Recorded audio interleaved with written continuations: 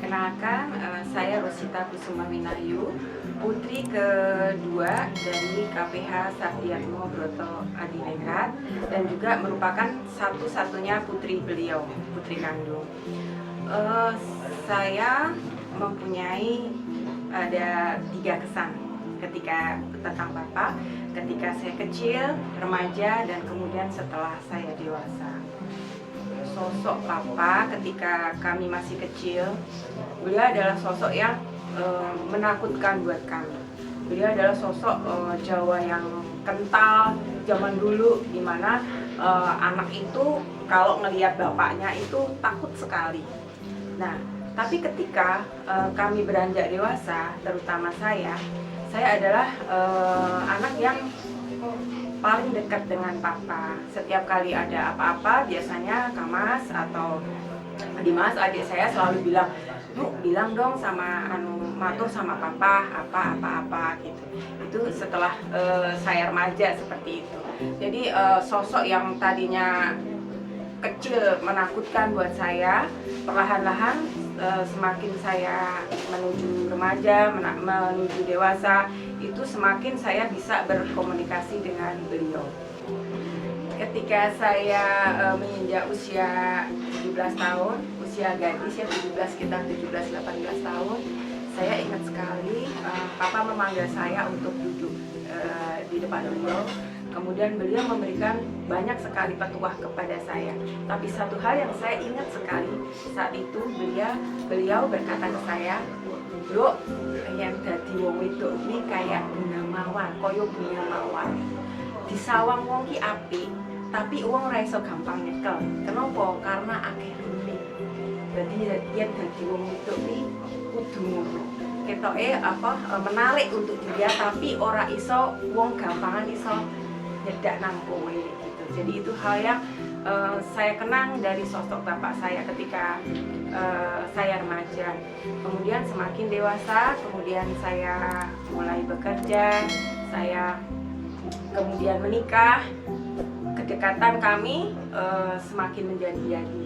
Jadi kalau yang dulunya masih ada jarak, semakin berusia dewasa, kami semakin dekat ke Papa, lebih bisa banyak bercerita, lebih banyak bisa ngobrol, terutama dengan anak-anak saya. Dan kebetulan anak saya yang perempuan juga waktu itu cukup lama menjadi satu-satunya cucu perempuan Papa.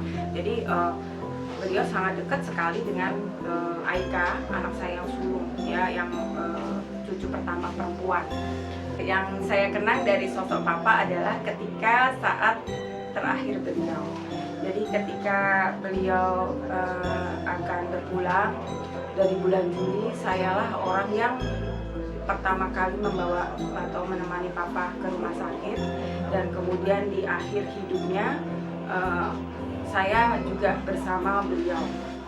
Dan kesan yang saya kenang dari sosok beliau setelah, justru terasa sekali ketika menjelang Papa meninggal dan sesudah itu. Sebelum Papa meninggal, beliau yang tadinya sangat dekat dengan saya, jadi agak berjarak ya, jarang mengajak bicara. Beliau biasanya cuma menatap saya. Saya nggak tahu apakah itu sebagai cara beliau untuk karena beliau mau pergi meninggalkan saya.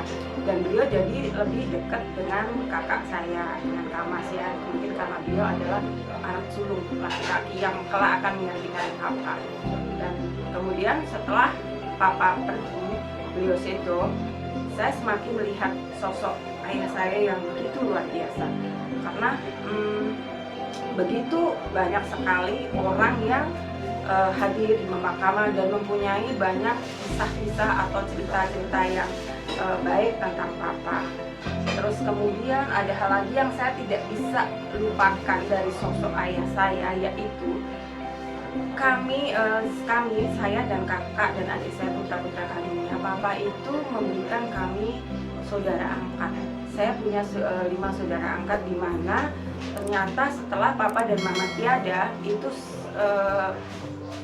saya bisa merasakan luar biasa sekali gitu. Jadi Papa itu memberikan saya saudara tambahan gitu. ada 4 laki-laki dan 1 perempuan, itu membuat kami begitu kuat menghadapi kepergian papa. Dan kakak saya sendiri, Mas Sony, juga sempat bilang ke saya, "Nuk, luar biasa ya papa." Jadi ketika papa masih ada, papa itu memberikan kita saudara-saudara. Kebayang nggak sih ketika kalau kita ditinggal papa, kita nggak punya Mas Han, nggak punya saudara-saudara yang lain gitu. Setara kita tinggal di Jakarta, di mana kita agak jauh dari keraton gitu. Jadi urusan apa-apa susah, tapi papa memberikan kami saudara-saudara yang kemudian pada akhirnya memberikan kami semakin kuat ketika papa dan mama tiada gitu. Jadi sekarang setelah papa mama tiada, saya tidak merasakan sepi. Saya mendapatkan tambahan 5 saudara angkat. Dan satu hal yang tidak bisa saya lupakan sampai saat ini adalah yang bisa saya rasakan, dan memang yang itu terjadi dalam diri saya adalah saya tumbuh menjadi sosok yang fight. Karena meskipun saya satu-satunya anak perempuan, papa tidak pernah memperlakukan saya seperti seorang putri, seorang princess yang harus lemah lembut atau harus selalu memakai rok atau bersikap manis seperti layaknya perempuan. Papa mendidik saya menjadi sosok gadis yang kuat. Contohnya begini, ketika kami pergi berdua, kemudian papa melihat ada seorang perempuan yang dia bawa mobil hardtop. Di waktu saya kecil, usia remaja, perempuan menyopir mobil itu masih jarang sekali gitu, apalagi membawa hardtop. Beliau bilang ke saya, "Dok, wih sawangan gitu. Wih wong wedok wih iso nyopir gitu. Apa kowe iki ra iso gitu. Kowe kudu iso juga lho ya." Kemudian papa saya mulai belajar setir mobil itu SMP, dan saya tidak pernah dilarang papa. Papa memang mendidik saya menjadi sosok perempuan yang kuat meskipun manja, kuat. Saya lulus sekolah pun kemudian saya boleh pergi ke Jakarta, tidak ada larangan ataupun di eman-eman harus di Solo, harus di rumah, nggak boleh kemana-mana, nggak. Ketika saya lulus kuliah, papa memberi restu saya untuk bekerja sendiri di Jakarta. Dan itu semakin dewasa saya semakin dekat dengan papa. Kemudian ketika saya kuliah di Jakarta pun setiap malam papa selalu telepon, karena kan saya kerja ya di Bank Mandiri. Kemudian kalau sekolah tuh pulangnya malam sekali, sampai sekitar jam 11, jam 10 itu baru pulang. Biasanya jam-jam segitu papa tuh telepon ke saya, "Dok, wis tekan kos?" Belum. Kemudian sekitar berapa menit atau 1 jam kemudian papa telepon lagi dan memastikan bahwa saya sudah sampai di kos. Itu saya rasakan, jadi semakin dewasa saya semakin dekat dengan papa. Jadi kalau ketika saya kecil saya takut dengan papa, tapi ketika semakin dewasa hubungan kami semakin dekat. Juga ketika saya menikah dan kemudian berumah tangga dan punya cucu, anak saya perempuan adalah cucu yang paling dekat dengan papa, karena waktu itu dia juga menjadi satu-satunya cucu perempuan di keluarga kami, sebelum adik saya kemudian punya anak perempuan juga. Jadi papa sangat dekat dengan anak-anak saya, terutama dengan putri saya yang paling besar. Dan kemudian ketika semakin dewasa, kemudian terakhir bersama papa yang sangat berkesan adalah Juli 2020 itu, dimana papa di bulan Juli mulai gerah. Dan itu saya mengingatnya sekarang itu saya bersyukur bahwa sayalah waktu itu yang pertama kali mendampingi papa ke rumah sakit sampai beliau gerah di bulan September, dan kemudian pada akhirnya beliau sedo. Itu saya selalu bersama papa. Tidak ada yang spesial, pesan spesial yang papa tinggalkan buat saya. Nggak ada yang pesan-pesan sebelum beliau tiada. Tapi yang pasti, yang jelas, saya ada di dekat papa dan bisa dibilang saya ditilap sama papa, karena dari siang saya nunggu. Kemudian seharian saya nunggu, papa tidak apa-apa. Ketika saya keluar makan di depan rumah sakit bersama sama kakak saya Mas Han, terus kemudian ada Kak Mas yang sulung. Kemudian kami ditelepon, papa udah ngedrop dan ternyata beliau nggak ada. Padahal sesiang saya bersama papa. Kakak saya bilang ke saya, "Nuk, papa hebat ya, kita dikasih saudara-saudara angkat yang bisa membuat kita semakin kuat ketika papa sama mama pergi."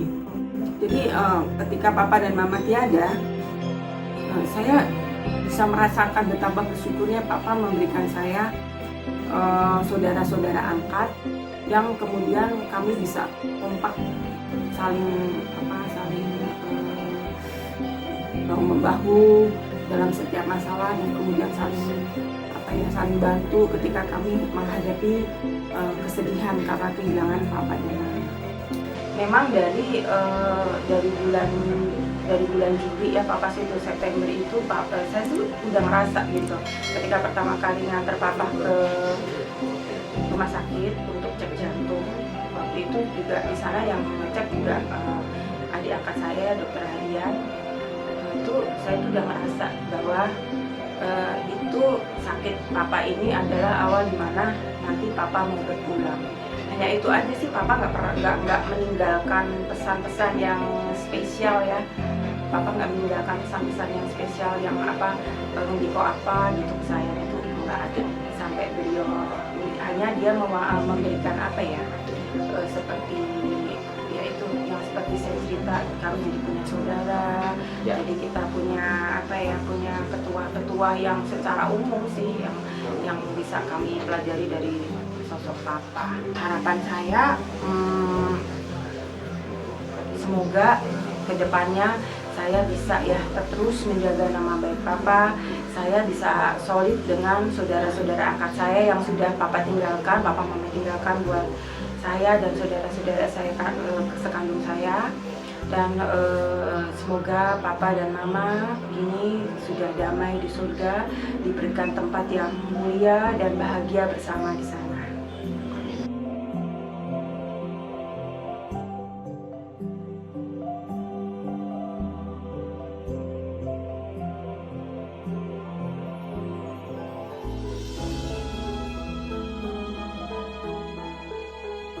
Nama saya Yunio Kirsari. Saya dapat gelar dari keraton Kanjeng Mas Ayu, Dia Ayu Kirsari. Saya biasa panggilnya mama ya sama papa gitu. Pertama kali itu nggak sengaja, sebenarnya kita lagi ada acara 40 harian temen notaris di Sukoharjo. Kebetulan waktu itu ada Mas Eko, Mbak Upi, Uda Firdonal. Kita datengin sowan ke papa sekitar jam 11 malam. Waktu itu tuh saya udah ngantuk banget gitu. Udah ayo aku kenalin gitu, kata Mas Eko. Saya diajak sowan ke rumah di sini di Wonorejo. Waktu itu sebenarnya kita mau nganterin Uda Firdonal, tapi nggak tahu kenapa kok yang diajak ngobrol inten tuh saya gitu. Dan papa itu mulai dari pertama kali langsung nanya, bojomu neng dido. Pertama kali papa tuh tanya seperti itu. Waktu itu ya saya jawab ada, cuman posisinya memang lagi nggak di Solo, lagi ada kerja gitu. Setelah pertemuan yang pertama itu, beberapa kali itu papa nanyain saya lewat Mas Eko, minta diajak ketemuan gitu. Setiap ditelepon ya saya datang gitu, sowan sama papa. Lama-kelamaan saya makin deket gitu sama mama, sama papa gitu. Dan dari lama-kelamaan itu saya makin tahu gini, papa kok lebih tahu tentang saya, tentang masa lalu saya, bahkan apa yang akan kejadian ke depan itu papa udah sedikit banyak membuka pelan-pelan gitu. Yang saya sendiri kayak nggak terima, sedikit kaget gitu. Papa sama mama itu selalu bilang ke saya itu nggak sendiri gitu. Jadi lama-lama saya jadi terbiasa dengan papa mama yang selalu memberikan nasihat-nasihat dan yang menguatkan saya gitu. Selalu papa kalau ngasih tahu, mudeng ra kowe plok, ngerti ora kowe plok, pasti ditutup kayak gitu. Karena sebenarnya saya punya panggilan kesayangan dari papa itu Cemplok gitu. Pas kalau manggil plok gitu, kalau telepon plok, WhatsApp, papa sering WhatsApp, sering telepon gitu, sekedar nanyain kabar saya atau anak saya gitu.